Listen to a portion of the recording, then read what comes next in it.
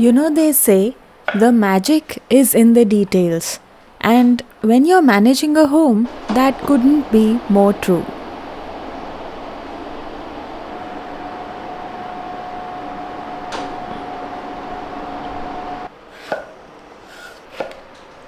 Some days are all about ticking off to dos, but others are simply about showing up, doing those little things that make everyday life flow smoother.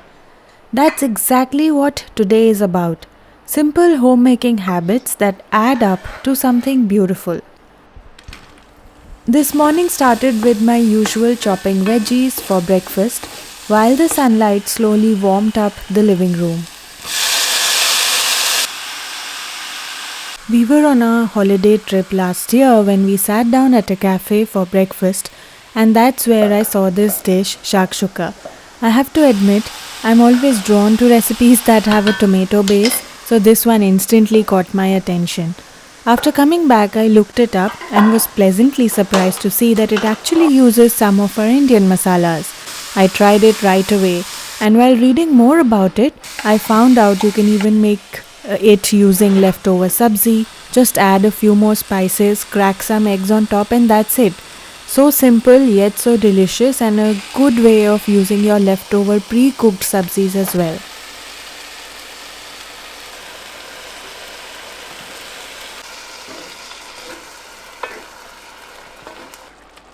The veggies today were for my version of shakshuka. I'm not sure if it's a traditional one at all, but it's one of those recipes I've tweaked over time. While the pan was warming, I stepped out quickly to pick some herbs I had planted about 3 weeks ago: mint, basil, and rosemary. These tiny greens add so much freshness to both food and life. It's lovely how they've started growing together. The mint's definitely trying to take over, but I am kind of hoping it continues to do that. I might have to separate the others soon, but for now, it's a happy little herb family.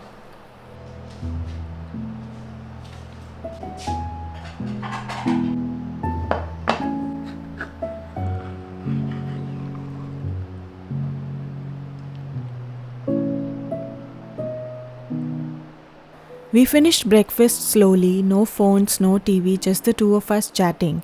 He was going to be away for a couple of days, and in my head, I was already making plans to keep myself busy.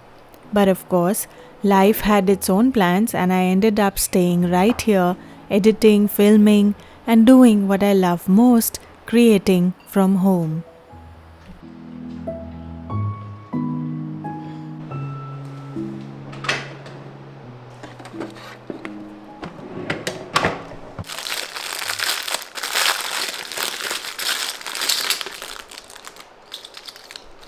Then came one of my current favorite things: stick on wheels. You can easily make heavy items easier to clean around.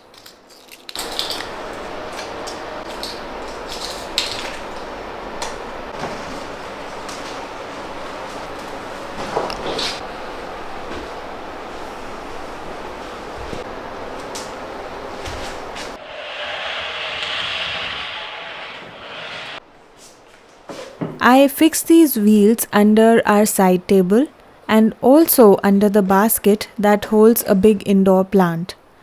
A game changer, I'd say.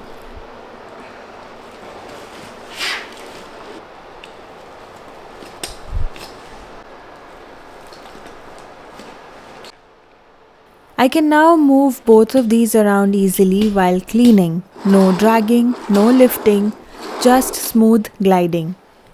This part of the living room is usually the trickiest to clean.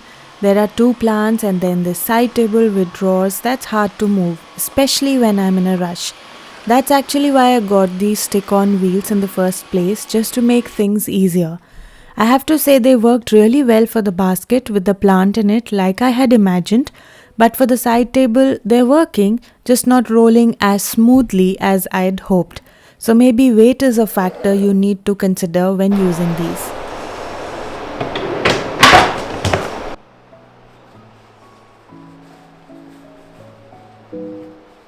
I've also come across these microfiber gloves to clean the plant leaves. I used to do this with a cloth earlier, but trust me, these gloves are way better. You can easily reach into the nooks of each leaf, and it's so satisfying, almost like a spa for plants. If you ask me why I prefer using the glove over a regular cloth, I'd say it's the speed. Cleaning is just so much quicker this way. I manage to finish everything in half the time, and if you're someone who loves plants, this is a good habit to build, wiping down the leaves regularly. I know it can feel like a chore if you're doing it often, so finding small hacks like this really helps. These gloves make the whole thing easier, and honestly, the job gets done without feeling like a task. Speaking of little wins, I had these coasters lying around. They were all around my home. So I repurposed boxes for organizing the drawer. I used the lid and the base of an old box to vertically stack the coasters in the drawer. I love when things stand upright, it looks neater and it's easier to pick them out too.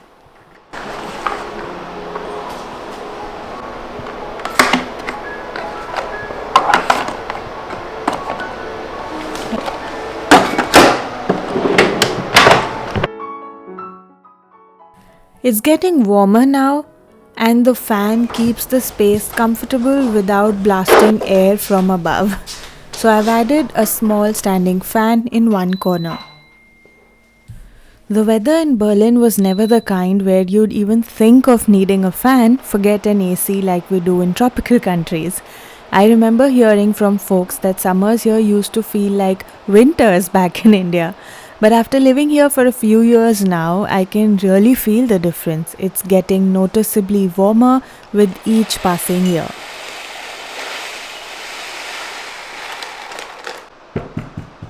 Filled up one of our snack jars and placed it on the coffee table and then wiped everything down. Some of you keep asking me where this coffee table is from. It's from a website called homemaking, and I actually got it as a part of a partnership or a collaboration I did with them a while back. At that time, I was honestly struggling to find a center table that would suit our L-shaped sofa. The sofa isn't that big, so most tables I found were either too tiny or just looked out of proportion. It almost felt like I manifested this piece, because right when I had given up, they reached out to me. I browsed through their site, picked this one with a bit of hesitation, but once it arrived and I set it up, it sort of worked. It's not the perfect fit, I'll admit, but sometimes trying something different is what makes you discover your own style. I've learned that with home decor, it's okay to take a hunch, go with it, live with it for a while, and if it doesn't work, that's okay. But if it does, then you've learned something new about your taste. Anyway, that's the little story behind the coffee table. Right after I moved on to filling up the dishwasher, this is something both of us usually do, either him or I take turns. We just like to make sure that the sink is clean and empty throughout the day.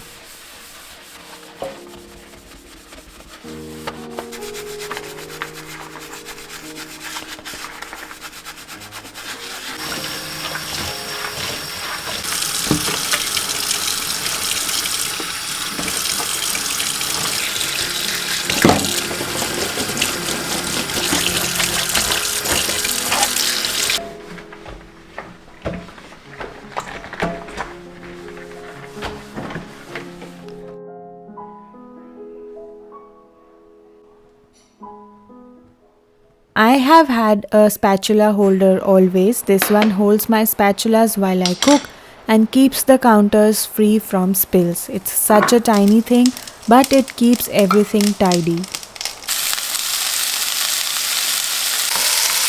I began making chole, nothing too fancy, just frying onions with zeera, garlic, and then adding tomato puree. But another habit that I've picked up is changing the existing recipes or the old recipes to something different by adding something new. Today I am adding a small extra step to make this dish more nutritious, and I will be showing you in the very end.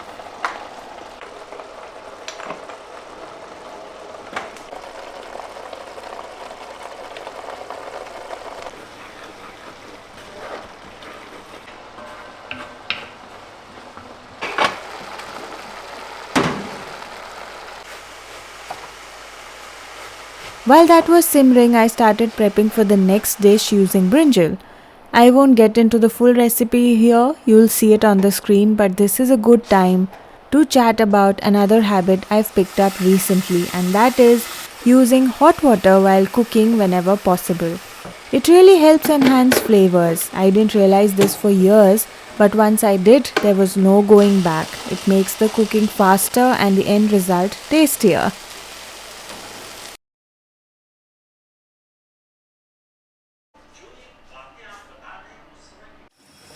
Rinse your mixer and chopper immediately after use. I learned this from a Ranveer Brar video, and honestly, it saves so much time and effort later. You don't need to scrub dried stuff out of the blades anymore. So do it immediately. So there are two little things I do to make my usual chole recipe feel a bit more special. First, I add some coconut milk right at the end, and secondly, I throw in a handful of raw spinach leaves, washed of course. These two tweaks make the whole dish taste much milder, but honestly way more delicious. You don't need to go heavy on whole spices either, yet it turns out creamy, comforting, and full of flavor. Try this version once and you'll see how it turns out.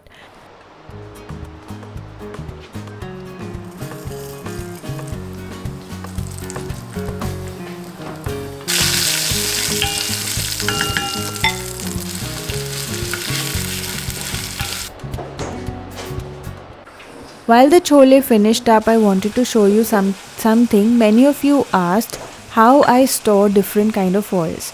I keep mustard and refined oils on the counter and olive oil separately, and I often mix different oils depending on the dish I'm going to be making. So another habit I picked up is to use different kinds of oils in my cooking sessions instead of just sticking to a single kind of oil. Customize your kitchen based on what you use daily. Don't follow random rules, just make it work for your cooking style.